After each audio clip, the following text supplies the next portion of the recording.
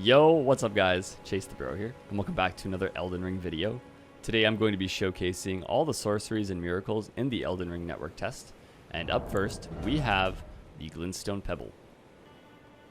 The Glintstone Pebble is just the fast, long-range projectile that you can continuously attack with. As you can see, it comes up fairly quick, doesn't use a ton of FP, so it's something you can use to constantly chip down the enemy.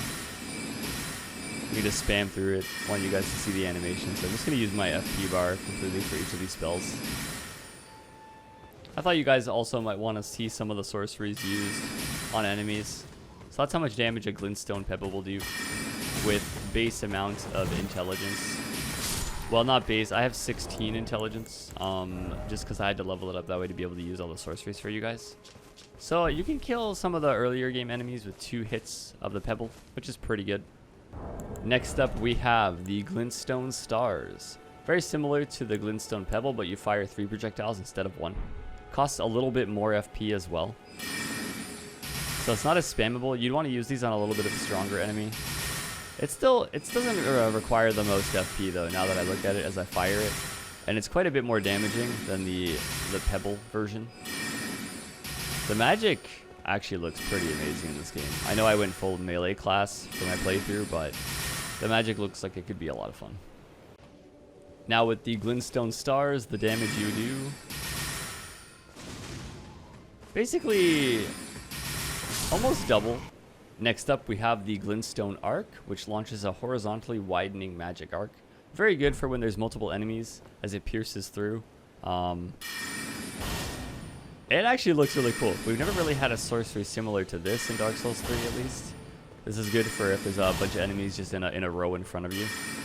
Horizontally, good wide range, hits multiple enemies. This poor knight has just become my testing dummy. That's just the quick cast of Glenstone Arc. 36 damage. Actually, does that do less than the Pebble? It does do less than the Pebble, but the advantage to Glenstone Arc is that you can hit multiple enemies at once. It is piercing. So if there is a row of enemies, you can get a quick hit on all of them. Next up, we have Meteorite, which calls small meteors down from the sky. So this one's a bit slower. Let me make sure I have it on the hotbar. But it's a very powerful attack, although it's very widespread. I'll give you an example of it on an enemy to see. Are you ready for the Meteorite, Mr. Knight? I'm surprised that actually doesn't one-shot him. That does a little bit less damage than I thought for the speed of the cast. And its accuracy. Next up, we have Briars of Sin, which is an AoE attack and causes you self-damage, but it is pretty interesting looking. Because if you just cast it once, it's kind of slow. But you can cast it multiple times. So after you cast it the initial time, if you keep casting it, you keep summoning more and more of the thorns and doing more damage, but more AoE range as well and more damage. So this isn't something I've really used either, as I just acquired it recently, but it does look pretty interesting. Now the Briars of Sin seem like they're a little bit more difficult to pull off because you do have to time it to when the enemy is coming to you. But it is very high damaging, especially if you keep chaining it and keep casting it. I mean, the first one itself almost killed that knight in one shot, but then if there's more enemies around you, you can sacrifice your health to keep chaining it, but it is very damaging to yourself, as you can see. Alright, moving on to Magic Bubble, which launches several bubbles of magic. It's interesting. This is a slow spell. The bubbles will separate, spread out, and then pop and cause the damage. It is really cool looking, and it has pretty good range, but it is very slow, so you kind of have to position yourself knowing where your enemies are going to go. The magic bubble is definitely going to be useful for enemies that are aggressive towards you and are walking in on you to come in for the attack. But the damage they do, pretty pitiful. I thought it'd be a little bit more. Like if you were trying to use this quick things. Oh, in the face cast. Okay, so instead of a widespread area, if you do manage to make all the bubbles hit, it is pretty good. I actually have never really used this spell, so I thought it might be better for AoE against a whole bunch of enemies, but definitely casting it at close range does the most damage for all the bubbles to connect. All right, now that I'm on my newly made Enchanted Knight, just to show you guys the Carrion Piercer. I didn't find it in my playthrough, and I looked online to see if it can be found anywhere, and apparently it's just the starting class. But correct me if I'm wrong if it's in the network test, anyone, but I didn't find it. Or nor did anyone I've seen online. So here is the Carrion Piercer. Just like a piercing greatsword, kind of like the other greatsword slam down magic or weapon art, kind of. There's like the Ash of War that looks similar to this, but it's just like a strike down. This is a forward thrust. And you can charge it, I'm pretty sure, to make it more powerful. Yes, looks pretty though. We're going to try it both uncharged and charged. So this is uncharged. Wow, kills him in one hit. Okay. Alright, buddy, we're going to fully charge this. 194. It did like 140 or 150 before.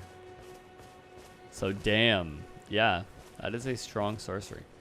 That is the Carrion Piercer. Alright, moving on over to the miracles. The first miracle we have is Urgent Heal, which heals a small amount of HP. I need to take damage to show off how much it actually heals, so perhaps we'll change location so I can get hurt. Hit me! What? Okay. I was gonna say, usually this thing wrecks you. There we go, that's good enough damage. Alright. Well, that thing fires outside the gate. Oh, hold up. Alright, so this one is the Urgent Heal, the small heal. So, it's not very quick, and it doesn't heal that much HP. So we're going to move on over to the regular heal, take a little bit more damage, just so I can show off how much stronger the regular heal is. So that's the amount of FP it's taken in the top left corner on my blue bar, and this is going to be the real heal, which takes around double, but it will almost full heal you, depending on how much HP you have. My build has kind of a lot of HP for the network test. So the one useful thing about Urgent Heal is that if you take damage in a fight with it, you can actually use it while moving, as opposed to the quick heal, but obviously it doesn't heal quite as much. But the movement is definitely a bonus, so if you just want to top off quick and you're out of your Estus, you can definitely just use that. Up next, we have Cure Poison, which, as you can imagine, cures poison ailment and reduces poison buildup. I'm not poisoned, but I will show off the animation. Just a quick little restoration. Looks cool, though. There's not many enemies in the network test that actually poison you. I came across one flower group that actually emitted poison. That's really it. Alright, moving on to Rejection, which, as you can imagine, is the Elden Ring Force. Produces a shockwave that pushes away foes. The really interesting thing about this is you can hold the charge to make it either a weak emission of the rejection or charge it up to make it basically goes from force to Wrath of the Gods. That's what I like to think about it. Alright, as for rejection, it's just a quick knockback like force was in DS3. You fully charge it, wider range for the knockback. I guess it's useful if you're surrounded and the enemies are ganking you. After rejection, we have Litany of Proper Death, which deals holy damage, especially potent against undead. Now, there is a little undead area in the network test. I didn't really use this because the skeletons are pretty easy to kill regardless, but this is what it looks like. Oh, oops. That is not what it looks like. This is what it looks like. Alright, Litany of Prayer on the Knight. Doesn't do much damage. None at all, really, but if it was against undead, it would be useful. It has a decent amount of range, actually. More so than I first thought. I thought it was just the line. I hadn't really been using it on enemies. But the damage it does is pretty pitiful, it seems. Moving on to O Flame, which is basically combustion. If you played any of the Souls games, this has been in pretty much every one of them. Just a quick, close-range pyromancy. Very strong, though. Very good. Alright, Knight, you ready to get your goose cooked? O Flame, basically combustion. Does come out quick. Does good damage. Yeah, just a pretty basic melee fire spell. Kind of run into it. Do from neutral. Moving on to Feast Upon Flame, which is basically just a fireball that you throw. But you can charge it up, so you have the quick throw fireball. Or you can fully charge it, make it more powerful. Bigger fireball. Actually, how much bigger is it when I look at the actual fireball itself? I think the animation is the same, but One's going to be stronger than the other. That one's actually a little bit bigger.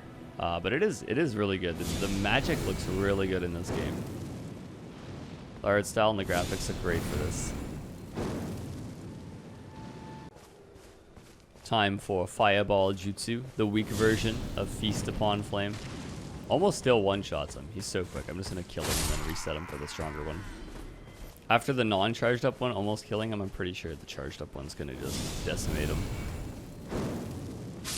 154. Almost does a 1.5 times the damage, basically. Or was it 81?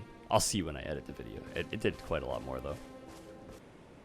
Next up, we have the Beast Claw, which honestly is probably the most powerful miracle, at least in my experience. I've been using it both in my invasions and just throughout the playthrough once I've had access to it. It's crazy. So what it does is it sends, if you just tap it, it's just a close range shockwave and you get the 5 claws really close, as you can see right there. But if you full charge it, this one's better shown on actual ground.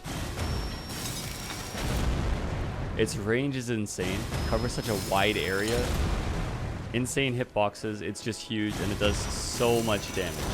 Side note though, it does not work in water. So if you're standing in a waterbed, which I can show you right here. Now I'm not sure if it's intended or not for it to work this way, since it starts but loses all its range, even fully charged in water. Now I know it does say that it creates beast claws that tear through the land. I don't know if it's meant to not work in water or just it just cuts off halfway because it starts. It just loses so much range, but yeah, that's Beast Claw. Now for the best miracle, in my opinion, of the network test. The range on this is immense. Does more damage than the charged fireball by quite a lot and can hit tons of enemies at once. So if there were like multiple knights here, you always want to pretty much be using this full charged. Get in a line up. Why haven't you like called upon me with your horn yet? There you go. There you go. That's perfect. He's like multiple right here. Its range and damage, even when they're shielding, pretty immense. You can turn it wherever you want once the cast goes off. It's just a whole thing. Alright, moving on to the Flame of Frenzy. The yellow Flame of Frenzy bursts from your eyes. This is an interesting one. So this is just it quickly casted. And it does build up what looks like a frenzy meter from Bloodborne. Which I think when full and filled up does inflict damage. We'll see how much it does. It's going to take a while though, so unless you're full casting this over and over again, I don't think you're really ever going to build up the meter. There we go, madness. And then you take damage to health and your entire FP bar gets drained. Well, most of it. Now, I haven't actually used this on any enemies, so I don't know its accuracy, but I'm going to fully charge it and see the range. Wow, it's pretty damn good. That would be another good one for AoE if there were multiple enemies chasing after you. How good does it do? Not nearly as good close range since it does seem to arc. Let's try a far range again. Okay. Yeah, that's about what I expected. Alright, moving on to Dragonfire, which spews flaming breath with draconic power. This kind of reminds me of the dragon head in Dark Souls 3. You can hold it as long as you want. It continues to breathe. But it does use FP very quickly, as you can see. So I wonder how long I can actually hold it. That's the initial cast, and then if you re-hold it, it keeps charging it every time you do a flame breath. Damn, yeah, it's really tough on the FP. All right, this is a horde.